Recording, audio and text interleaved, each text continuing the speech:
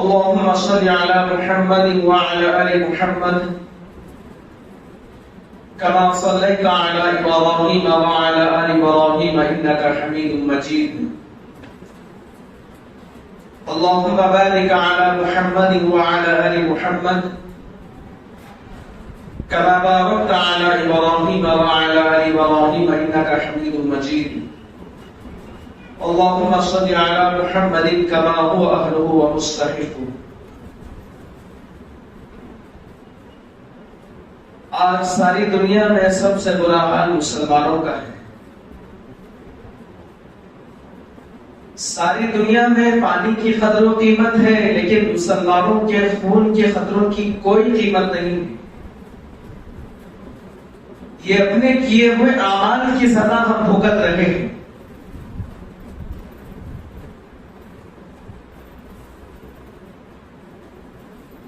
آج ہمارے ہاتھ میں اللہ کا کلام ہے،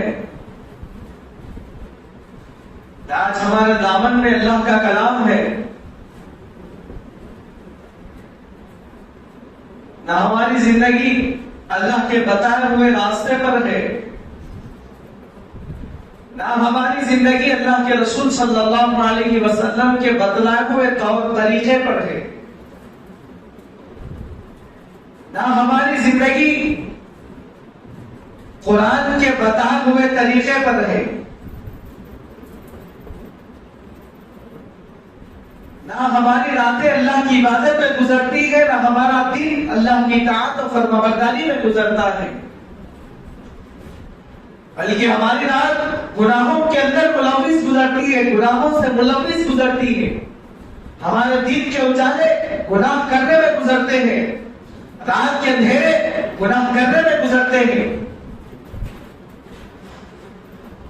اگر ہماری زندگی اللہ تبارک و تعالیٰ کے بتلائے ہوئے طور طریقے پر ہوتی، اگر ہماری زندگی اللہ کے رسول صلی اللہ علیہ وسلم کے بتلائے ہوئے طور طریقے پر ہوتی،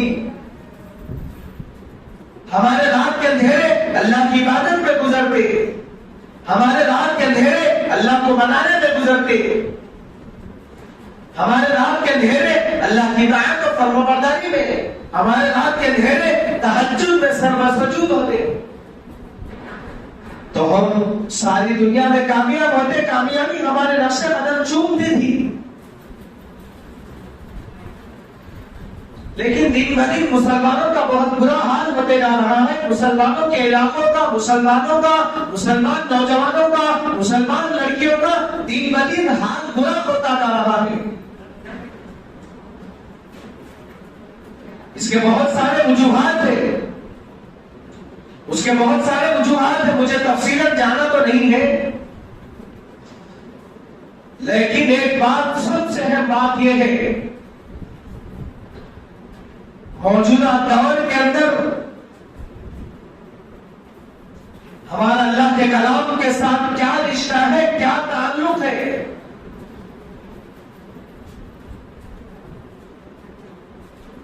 ہر بچہ فطرت اسلام پر پیدا ہوتا ہے، لیکن ماں باپ اس کی تربیت کر کے یا تو ایمان والا بنا دیتے ہیں یا تو کفر کی وادی میں پہنچا دیتے ہیں.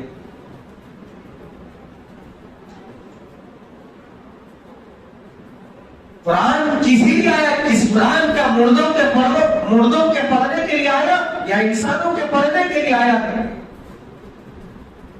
اللہ تبارک و تعالیٰ نے قرآن کریم کو، مقدس کتاب کو اللہ کے رسول علیہ الصلوۃ والسلام پر نازل کیا ہے. تو کیوں نازل کیا ہے؟ ہدی للناس، انسانوں کے لیے ہدایت ہے.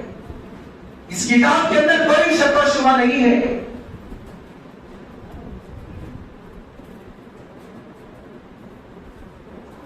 اس کتاب کا مسلم قوم اس کتاب پر جتنا کہ ظلم کرتی ہے کوئی اور قوم نہیں.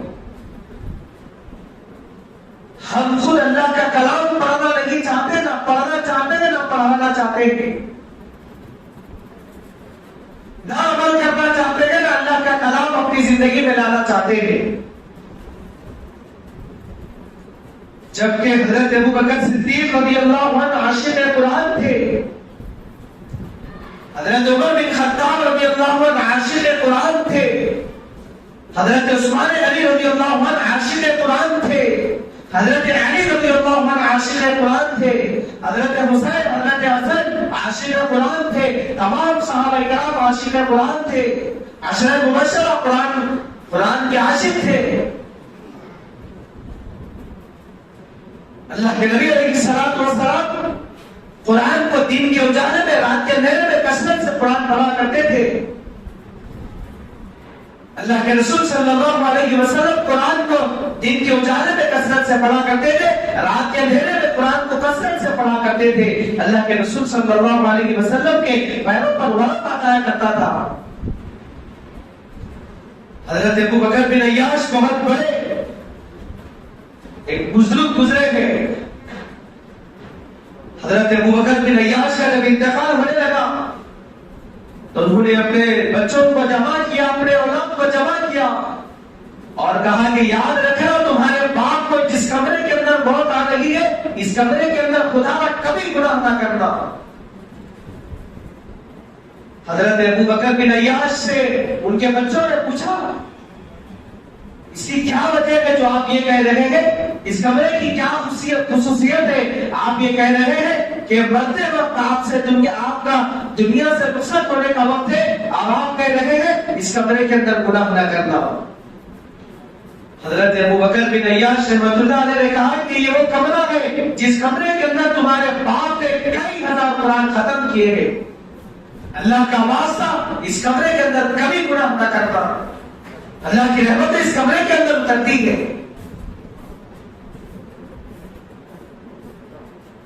پڑھنے والے قرآن ہزاروں کی تعداد تک پڑھ کر دنیا سے رخصت ہوئے، اور ایک آج ہماری زندگی ہے جو پوری زندگی بھر میں بھی ایک مرتبہ اللہ کے کلام کو ہم پڑھتے بھی نہیں نہ کوشش کرتے ہیں۔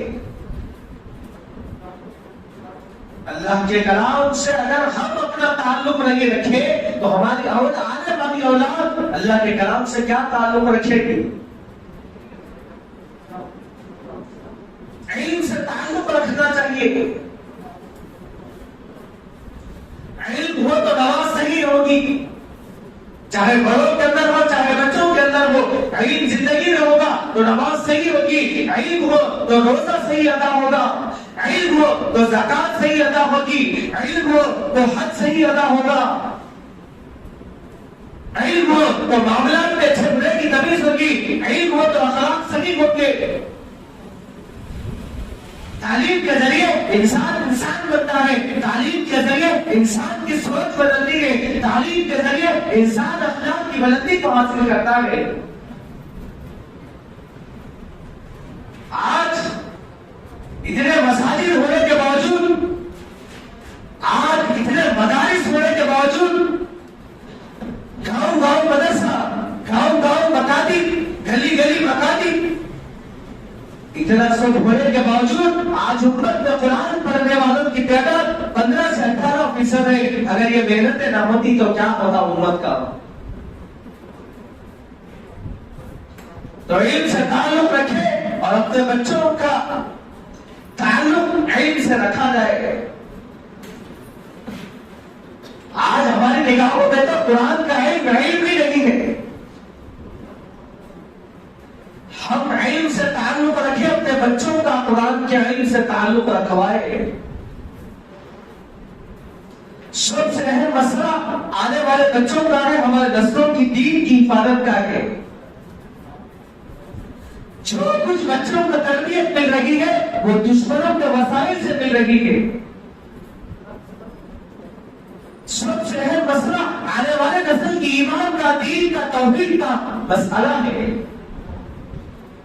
آنے والے بچے توحید اور اسلام پر باقی رہیں گے یا نہ رہیں گے، سب سے بڑا مسئلہ یہ ہے کیونکہ بچوں کو جو کچھ تربیت مل رہی ہے وہ دشمنوں کے وسائل سے تعلیم مل رہی ہے۔ تعلیم گاؤں میں ان کی ذہن سازی ہو رہی ہے، ٹی وی کے ذریعے ان کی ذہن سازی ہو رہی ہے، انٹرنیٹ کے ذریعے بچوں کی ذہن سازی کی جا رہی ہے، ڈراموں کے ذریعے بچوں کی ذہن سازی کی جا رہی ہے، موبائل فون کے ذریعے بچوں کی ذہن سازی کی جا رہی ہے، بچوں کے ذہنوں کو خراب کیا جا رہا ہے، بچوں کے ذہنوں کو دشمن اپنے اصلی مقصد کی طرف لانا چاہتے ہیں. تو بچوں کی ذہن سازی کا سلسلہ شروع ہو چکا ہے. اب ماں باپ غور کرے, ماں باپ توجہ دے.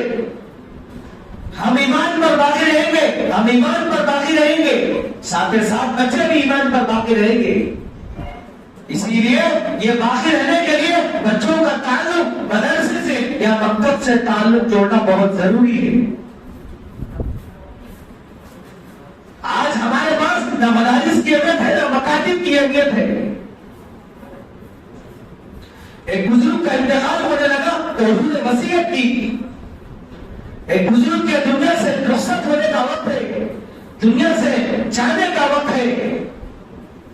تو ایک بزرگ کا انتقال ہونے لگا تو انہوں نے وصیت کی, میرے قبر کے سہارے وہ پتھر ڈالنا جس پتھر پر مکتب کے بچے اپنی چپل جوتے چھوڑا کرتے تھے. مجھے اللہ تبارک و تعالیٰ کی ذات سے یہ امید ہے, مکتب کے بچوں کے جوتیوں کے صدقے میں اللہ تبارک و تعالیٰ مجھے قبر کے عذاب سے بچا لے گا. مکتب کے بچوں کے جوتیوں کے صدقے میں اللہ تبارک و تعالیٰ میری مغفرت فرمائے گا. مکتب کی اہمیت کے متعلق حضرت حاجی امداد اللہ مہاجر مکی رحمۃ اللہ علیہ فرمایا کرتے تھے. حضرت حاجی امداد اللہ مہاجر مکی رحمۃ اللہ علیہ حضرت مولانا قاسم نانوتوی رحمۃ اللہ علیہ کے شیخ تھے. حضرت حاجی امداد اللہ مہاجر مکی رحمۃ اللہ علیہ حضرت مولانا اشرف علی تھانوی رحمۃ اللہ علیہ کے شیخ تھے. حضرت حاجی امداد اللہ مہاجر مکی رحمۃ اللہ علیہ بڑے اللہ والوں کے شیخ تھے. حضرت حاجی امداد اللہ مہاجر مکی رحمۃ اللہ علیہ فرمایا کرتے تھے, ہم نے بڑے بڑے مجاہد والے اعمال کیے گئے, اگر نجات کی امید کسی پر ہے تو وہ صرف اور صرف مکاتب کے قیام سے ہے. مکتب کے صدقے میں اللہ تبارک و تعالیٰ ہماری مغفرت فرمائے گا. کئی اکابرین کے متعلق لکھا ہوا ہے کہ مکتب کے بچوں کے ہاتھ پکڑ کر قرآن کی درخواست کیا کرتے تھے. مکتب کی تعلیم کوئی اہم تعلیم نہیں ہے, آنے والے نسلوں کی دین کا حفاظت کا ذریعہ مدارس اور مکاتب ہے. اگر آپ پورا دن مدرسے میں بچوں کو نہیں پڑھانا چاہتے ہیں تو کم سے کم بچوں کو مکتب کی تعلیم کے لیے 1 یا 1.5 گھنٹے کے لیے قربان کریں. مکتب کی تعلیم کے ذریعے بچوں کے عقائد کی حفاظت ہوتی ہے. مکتب کی تعلیم کے ذریعے بچوں کی ایمان کی حفاظت ہوتی ہے. بڑے سے بڑے عالم بننے کے لیے بنیادی علم مکتب ہی سے سیکھا جاتا ہے. بڑے سے بڑے جید عالم بننے کے لیے بنیادی علم مکتب ہی سے سیکھا جاتا ہے. بڑے سے بڑے مفتی بننے کے لیے بنیادی علم مکتب ہی سے سیکھا جاتا ہے. بڑے سے بڑے امام بننے کے لیے بنیادی علم مکتب ہی سے سیکھا جاتا ہے. بڑے سے بڑے مفسر بننے کے لیے بنیادی علم مکتب ہی سے سیکھا جاتا ہے. بڑے سے بڑے محدث بننے کے لیے بنیادی علم مکتب ہی سے سیکھا جاتا ہے. بڑے سے بڑے خطیب واعظ محدث بننے کے لیے بنیادی علم مکتب ہی سے سیکھا جاتا ہے. حضرت امام احمد بن حنبل رحمۃ اللہ علیہ نے اپنا بچپن لکھا ہے کہ مکتب میں ان کی تعلیم کہاں تک ہوئی. حضرت امام بخاری رحمۃ اللہ علیہ نے اپنا بچپن لکھا ہے کہ مکتب میں ان کی تعلیم کہاں تک ہوئی. حضرت حافظ ابن حجر اسقلانی رحمۃ اللہ علیہ نے اپنا بچپن لکھا ہے کہ مکتب میں ان کی تعلیم کہاں تک ہوئی.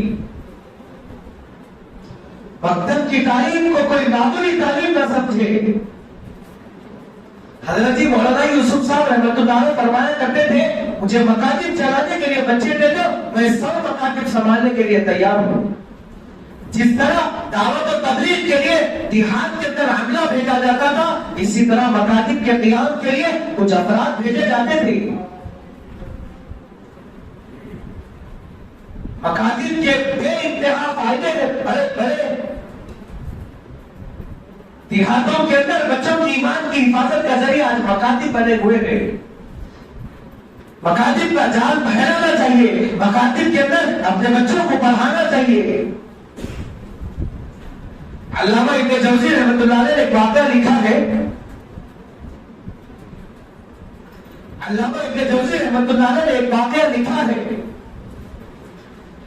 ایک بچہ ماں باپ کا انتہائی نافرمان ہو چکا تھا.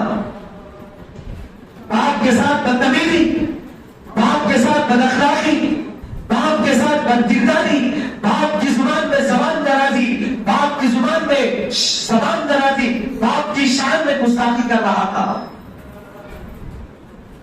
اٹھے بیٹھے باپ کی بے ادبی کر رہا تھا. والد کے دل کو تکلیف پہنچا رہا تھا، باپ کے دل کو ٹھیس پہنچا رہا تھا. ایک اللہ والوں کے پاس لایا گیا، ایک اللہ والوں کے پاس لا کر کہا گیا یہ انتہائی نافرمان ہو چکا ہے، ماں باپ کے شان میں زبان درازی کر رہا ہے، باپ کے ساتھ بدتمیزی، ماں کے ساتھ بدتمیزی. جبکہ اللہ تبارک و تعالیٰ نے ماں باپ کا اتنا اونچا مقام و مرتبہ بتایا ہے، الجنت تحت اقدام الامہات، ماں کے قدموں تلے جنت ہے. اللہ کے نبی نے فرمایا الوالد اوسط باب الجنہ، باپ جنت کے دروازوں میں سے ایک دروازہ ہے. باپ کی خوشنودی میں اللہ کی خوشنودی ہے. باپ جنت کا بیچ کا دروازہ ہے. باپ کی چاہے قدر کر لو، باپ کی قدر کرو. تو علامہ ابن جوزی رحمۃ اللہ علیہ سے یہ واقعہ لکھا ہے کہ اللہ والوں کے پاس جب لا کر کہا گیا کہ اس کو سمجھائے، اس کو نصیحت کرے، باپ کے ساتھ بے انتہائی بے ادبی کر رہا ہے، باپ کے ساتھ بدتمیزی کر رہا ہے. جب اس لڑکے کو اس اللہ والوں نے سمجھایا ہے کہ باپ کا احترام کرنا چاہیے، باپ کے ساتھ ادب احترام سے پیش آنا چاہیے، باپ سے ادب اخلاق سے پیش آنا چاہیے، تو اس لڑکے نے کہا جو مجھے اور آپ کو اس جملے کو تختی پر اس جملے کو لکھ کر رکھنے کی ضرورت ہے، دل کی تختی پر اس جملے کو سمانے کی ضرورت ہے، زندگی پر اس جملے کو یاد رکھنے کی ضرورت ہے. اس لڑکے نے کہا میرے باپ نے میرا بچپن ضائع کیا، میرے باپ نے میرا بچپن ضائع کیا، اسی لیے میں بچپن میں اس کا حق ضائع کر رہا ہوں. ماں باپ کو جو سیکھا، ماں باپ جو بچوں کو تعلیم دیتے ہیں، جو تربیت دیتے ہیں، اگر دینی تعلیم سے آراستہ کرتے ہیں تو بچوں کے اندر ماں باپ کے ساتھ اخلاق، ماں باپ کے ساتھ ادب اخلاق سے پیش آتے ہیں، ماں باپ کا احترام سیکھتے ہیں، ماں باپ کے ساتھ کھڑے نہیں ہوتے، ماں باپ سے کبھی زبان درازی نہیں کرتے. اس کے علاوہ دوسری تعلیم کی طرف رخ ہوتا ہے. اگر اس کے دوسری اصلی تعلیم کی طرف رخ کیا جاتا ہے، اس کے ساتھ مکتب کی تعلیم پر توجہ نہیں کی جاتی ہے، مکتب کی تعلیم پر ان کو اس کے طرف توجہ نہیں دلایا جاتا ہے، تو بہت برا حال ہو جاتا ہے.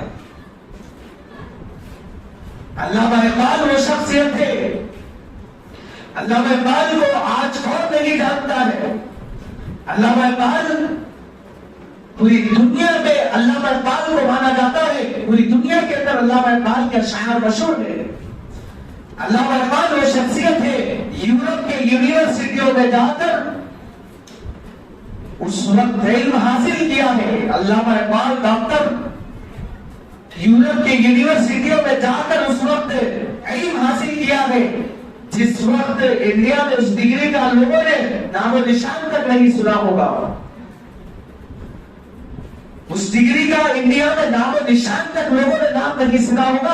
علامہ اقبال وہ شخصیت ہے، یورپ کی یونیورسٹیوں میں جا کر اس وقت یورپ میں فلسفے میں ڈگری میں علم حاصل کیا ہے.